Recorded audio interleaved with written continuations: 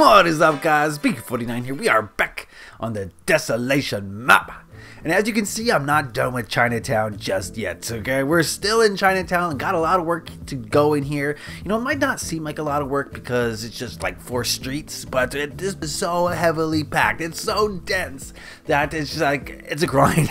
Let me tell you, it's a grind. I've been working on that hotel a little bit. You know, we'll save that for a different video. I don't want to get in on the hotel action today. What I want to work on today is I want to fill up some more of these interiors of Chinatown. This one is a trinket shop with some apartments above it, some like 1-bedroom apartments, and they need to be filled. And what better way to fill them than on a creative question of the week video day, so we get it done in super fast motion and I get to show you guys how I do my interiors, right? And I think in this video you're gonna see how, you know, even though the layouts are pretty similar, you can definitely add variation to your interior so everyone feels different. And you can do this by changing the colors of the walls, changing the colors of the carpets, changing the orientation of the furniture, the different types of furniture. What I like to do is I imagine what kind of people lived here. Were these the type of people that have a lot of books? Were these the type of people that have a lot of instruments? Or these the type of people that have a lot of food? You know what I mean? And that really gives you a sense of who lived here and how you can better do the interior so that each interior has its own special, unique little twist to it. Oh baby, yes, that's what makes Desolation special. Every single interior is so different than the last, and even when you have identical floor plans, you're gonna see some variation around here. So that's how the way I roll, that's how I do it. And that's what we're gonna see today while I talk about today's creative question of the week, because every Monday, guys, well, not every Monday, as we saw last week, because last week was episode 600. It fell on a Monday, so I wasn't able to do a creative question of the week last week. So we're getting back into it. I had a lot of questions to choose from this week. You know, 2 weeks of questions. They start building up. And I thank you guys for asking all your questions, because I love to have variety. I know some of you are getting kind of sick of spiritual things, so I think this question is going to take us in a new path. And remember, guys, if you don't like the direction of the creative question of the week videos, then it's up to you to put a question in the comment section below that takes us off into a new direction. It's up to you. You guys are leading this charge, okay? You're in charge of this charge, and if you want to see it go in a different direction, then it's up to you entirely. All right, today's creative question of the week comes from Crazy Ryan, and he says, Bean, I'm kind of worried about something. It's the whole North Korea and America tension, and I'm worried some sort of war will happen. What do you think? Lucky me, Ireland's the second safest country in the world just in case of a war. Thank you, Crazy Ryan, for that crazy comment and question. I really do appreciate it. Remember, guys, right now, think about your question during this episode, and before this episode is done, I expect you all to put a creative question in the comment section below, all right? So thank you for that.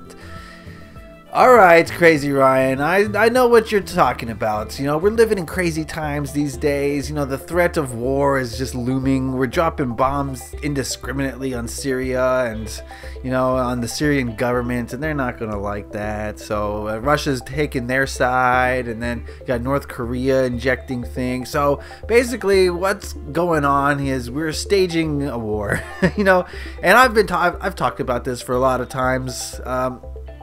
Whichever president we got, whether it was Hillary Clinton or Donald Trump, either way, we're headed towards war because that's what those in charge want. And if you think those in charge is the president, then you are sorely mistaken. The president is just a mask on the same face. You know, the corporations run this country, and the corporations stand to make some money from war, and they stand to remain in control and in power through war. So, you know, we just dropped a $300 million bomb on Syria. $300-something million bomb. Okay, that money goes somewhere, and that money could have, you know, what could you do with $300 million? I wonder. Anyway, you probably fix the water problem in Michigan. You could probably, you know, clean up homelessness in half the country. Anyway, that's neither here nor there. But yeah, it's a crazy time we're living in. Things are happening, and I know what you're feeling, Ryan. A lot of people are concerned and worried. So let me offer my opinion and see if that helps you in some way. I used to be like you guys, or you, Ryan. I used to worry about what would happen, global politics, and I would get with my friends and we talk about global politics for hours. Oh, China's gonna do this, and in response, Russia's gonna do this, and that's gonna affect us this way. And it's fun to think about, talk about it, all these hypotheticals. What if China did this, blah blah blah. And, we'd have great conversations, and we'd connect based on these conversations of what would happen. And that was me for a long time. I was very involved in global politics and everything happening in the world. And so when things like what's going on now would happen, I'd get very concerned for the future, and I'd get kind of worried that, world war is coming or nuclear war is coming. I get very worried and scared and fearful. But then something inside of me changed, and there was a shift, a definite shift. And I asked myself one simple question, which I want all of you to ask yourselves. What control do you have over what happens on a global scale between countries? Think about it. What control do you have? If you think that voting in for a leader is control, then you're sorely mistaken. I don't want to get into that right now, but that's not control. What control do you actually have over what happens on a global scale? You have almost none. So what good does it do to allow fear, anger, worry, doubt enter into your life because of it, if you have no control over it at all? And I'm not going to say at all. I'll tell you what control you have over it in just 1 second. You got a tiny amount of control, but what control do you really have over these situations? Over what North Korea does with their missiles? Or what your own government does with their missiles? You have no control. So what good does it do to live a life full of fear and worry and doubt and hatred? What good does it do you? What is it serving you? How does that help you in your life in any way? What you're going to do is cause yourself to have negative emotions, negative thoughts, negative ideas, and it's going to cause you to live a less harmonious life. And as a result of that, all the people around you are going to live a less harmonious life. And they're going to pick up on your fear, your anger, your hatred. And it's going to multiply. And then the people who, are experiencing their energy, the people who, the people you implant with these negative ideas are going to implant others. And it grows and it grows and it grows till everyone's like worked up into a frenzy, a fear-based frenzy over something they have no control over. Zero control. So what good does it serve you to get worried about these things, to spend your energy thinking about them, to spend your emotions in a negative way? It doesn't help you at all. So I encourage you to just ignore it. It's nothing that concerns you. And just thinking about it is only going to bring you down. It's going to bring you into a spiral of negativity. And it's not going to serve you in any way, shape, or form. And it's just going to hurt other people around you. So you're probably asking yourself, well, I'm just supposed to ignore what's happening in the world? No, you're not supposed to ignore it.